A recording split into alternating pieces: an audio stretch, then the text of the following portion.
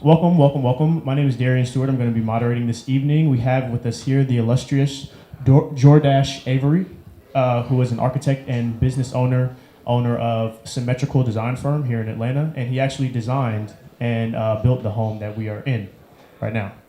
So, Mr. Avery, would you mind just giving us a little bit of introduction into your background, how you got into architecture, and particularly modern design itself? Thank you. I like to thank residents for inviting me to this event today, I guess. I grew up in Jacksonville, Florida. My father was a city planner, so he would bring home plans for future projects ever since I was a little kid. So I've always had an interest in things that were going to be built. And I think growing up, because I was exposed to architecture, it was always on the top of my list as far as a profession to pursue. Went off to college at Florida A&M, kind of a little bit undecided between business and architecture. For me, business at that point seemed to pay a little bit more, especially with an MBA out of FAMU. So I at that point was thinking, well, maybe I'll go into business. I can earn a little bit more money than I would as an architect. But again, my dad pushed me into doing what my passion was, which was architecture, and I stuck with it. And after one semester, I knew I had made the right decision. Graduated from FAMU, moved up to Atlanta. I started working with a firm, Cochran Nelson Nardone and Associates. They were downtown Atlanta. It was fun. Catch the train to work. So it was a cool experience. But about a year into my internship, they split. Michael Cochran split and started another firm. He took me and another architect with him, and then he teamed up with another architect, Dean Oda, and so it became Cochran Oda Group. It was a great experience for me. Dean Oda's done a lot of key buildings around the city. He did the Four Seasons in Midtown. He designed the St. Regis in Buckhead. He designed the Westin in Buckhead, and several other projects. So it was a good opportunity for me to kind of be on the ground floor of a firm in its early stages of development. And as an intern, I got a lot of experiences I wouldn't have normally gotten had I been much further down in a larger firm. So that was great. And some of my early projects at that firm, I did probably multifamily up and down the East Coast. Worked on a few high rises, including the Park at Buckhead, which is right behind Phipps Plaza. And then, of course, the recession of 2008 occurred, and every architect in Atlanta was unemployed for a while. So I started my firm in 2009 and started doing small jobs, and started in the residential market because houses were dirt cheap. And even though many people weren't buying homes, there was an investor or two that would be buying them very cheap, renovating them and then selling them and making a profit on it. So I got a lot of good experience in the field, working directly with contractors, doing drawings and so forth. And it wasn't until I designed my own home that I actually cracked into the modern market, because it was hard to convince anyone to build a modern home. Everyone is more comfortable with traditional design because it's what the house you lived in, the house your parents lived in, it's what feels like a home. When I got to the point of designing my own home, I designed it the way I wanted to, and building that house started getting more and more attention.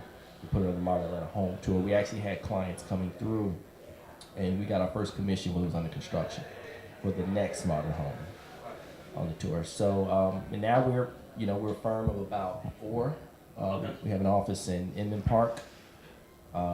We specialize in residential and small commercial. Excellent. So I thought that was an interesting point you made about having to convince someone that they would want a modernly designed home. Can you talk about some of the actual benefits of having a home besides it just looking wonderful? Well, I think we built homes in the past the way we did because of the limitations of technology. So we built homes with gable roofs, we built homes with small windows, we built homes with more compartmentalized rooms, because that's the way that's what the technology dictated at the time. Now we have the ability to do a lot more with our architecture. And we do that on the commercial level all the time. But because a home is so personal, people feel, sometimes they're inclined to feel a certain way about how a home should look and feel. So if you're in a modern home, we don't have to build smaller rooms. And you'll see this even in the traditional homes now, the open floor plans. Right. That's a relic of, pre central heating air days when you would cool a room, but you wouldn't cool a whole house. Right. Or you would heat a room, but you wouldn't heat a whole house. Mm-hmm. And also the limitations of the lumber that was available at the time.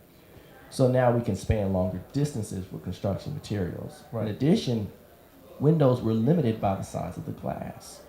And also the ability to, create larger openings. Right now, we can create windows that span floor to ceiling that can really make a room more open. Mm-hmm. It can really kind of invite somebody outside in. Roofs are pitched because of the slope for water. It's easy to put a shingle roof. It's easy to get water off the roof and away from the house with a shingle roof. We have the technology now to build a membrane roof. We don't have to build this additional space above the house that just gets either adds to the heating and cooling load or just gets where you just kind of throw junk. Right. So those are some of the things that we build just more out of habit than need right now. Mm-hmm. So Atlanta is a city, a southern city, of course, but a city nonetheless. Some people don't consider it that. It maybe is not as quick to adapt. I would say particularly, architecturally particularly, maybe cities like, or states like a California or like a Seattle, where I feel like modern design is kind of more rampant. So how do you feel that modern design here influences the city as we see more and more construction happening? I know it seems that anyone with a buck can kind of snatch up some space and throw up a mixed use retail and residential space. How do you feel that the importance of design here kind of affects the culture of the city? That's a good question. I think when you challenge people to think outside the box and you encourage creativity, I think that's always beneficial for the culture of the city.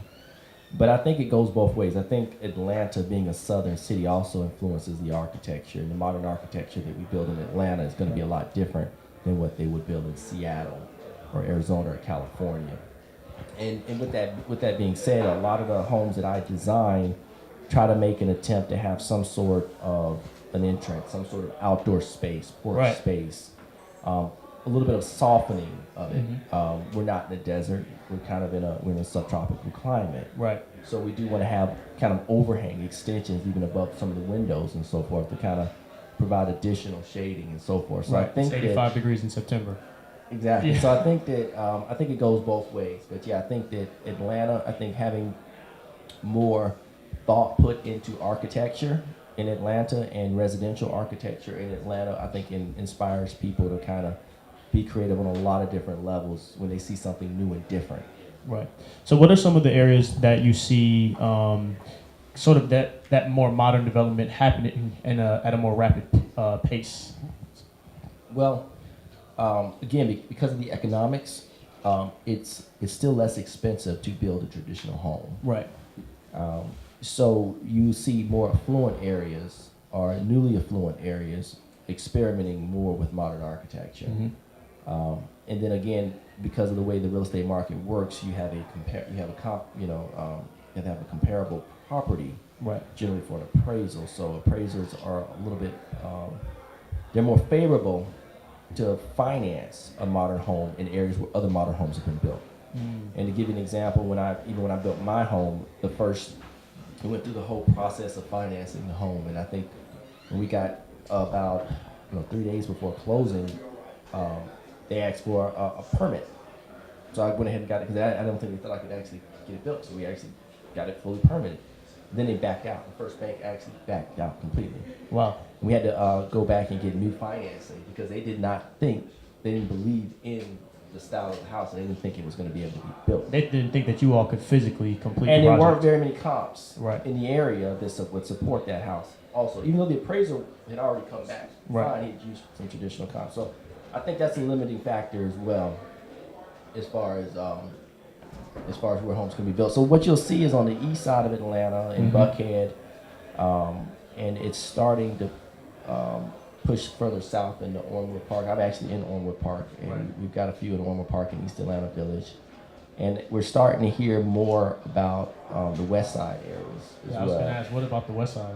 The west side area, we've got one home that we think will be built on the west side, Right. probably the next 6 months, Yeah. depending on financing and a few other things. But it's in the pipeline.